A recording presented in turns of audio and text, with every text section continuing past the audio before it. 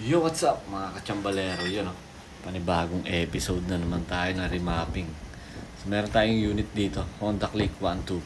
And magpapalit po siya ng full set, JBT. Ayan. Pulley, drive base, clutch lining, bell, center spring. Yung flyball lang, yung medyo na iba yung brand. Ayan, naka-Krapovic pipe. No? Ito po yung kanyang spark plug.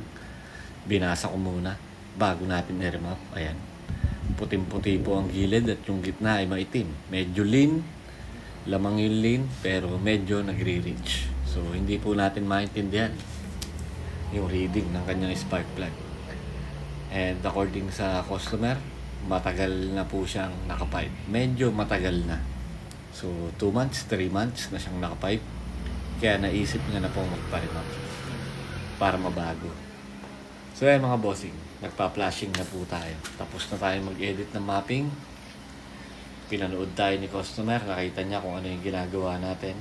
Siguro inap-nap na patunay na yan na hindi tayo copy-paste mga boss. Kasi pinapakita ko po yan sa customer, antemano, kung paano ako mag-edit ng mga map. At kung ano yung mga ginagawa ko, pinapaliwanag ko po yan sa customer mga bossing. So, maya-maya po ng konti, after natin itong i-flash, pakita ko naman po sa inyo yung monitoring yung kanyang mga parameters and yung result kung nagbago ba talaga. Yun o, mga boss, finish na po tayo. Sa ngayon, nakamonitor po tayo. Hinahayaan lang po muna natin mag-idle yung motor ng 10 minutes para i-cool down yung ECU kasi nag-flash po tayo, umiinit po yung ECU, kailangan nating i-cool down, no? Para mas maging maganda yung result at para pag nag-start yung motor, susunod natin na open on ay walang mga putol-putol na idling sa starting. So ayan mga boss, kagaya ng dati, magna-narrow band ulit tayo. AFR po yung i-monitor natin. Pwede rin natin dito i-monitor yung RPM, pero syempre yung RPM given na yan na mababago from 9,000 plus to 10,000 plus yung ginagawa natin dyan, no? Pero most important po dito talaga ay yung AFR, yung correction na ating ginagawa sa air fuel ratio. Pero syempre ang gamit natin dyan narrow band. Magna-narrow band po tayo na which is yung built-in sa kanyang motor. Yun po yung i-monitor natin.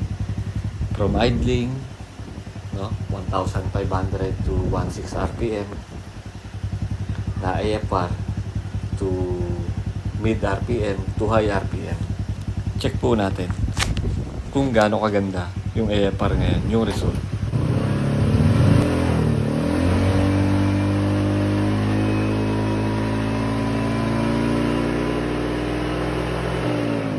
So yun mga bossing, kanina 14.7 po yung kanyang AFR, no, sa idling. Ngayon 13 point plus na, mas maganda. From idling to high RPM. Idling, mid RPM to high RPM. Okay. 13 point na lang.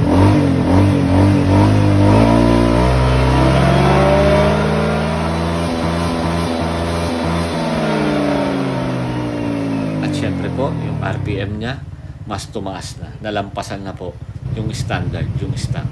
So monitoring naman po tayo through diagnostic tool, yung ating J-Diag M100. Ayan. Mapapansin nyo po yung kanyang air fuel ratio ay nasa 13.6 to 13.8 na lang po yung average compare sa 14.7 na idling kanina. So malaki po yung binago. Mas naging optimal na po yung reading natin. So tinest na rin na po natin to, na-test na natin at napakalaki po ng pagbabago. Kaya sa lahat po ng mga magpaparemap, gusto magpa-schedule ng remap, punta lang po kayo sa shop, PM nyo lang po ako. And ride safe and God bless po sa lahat. Salamat mga boss!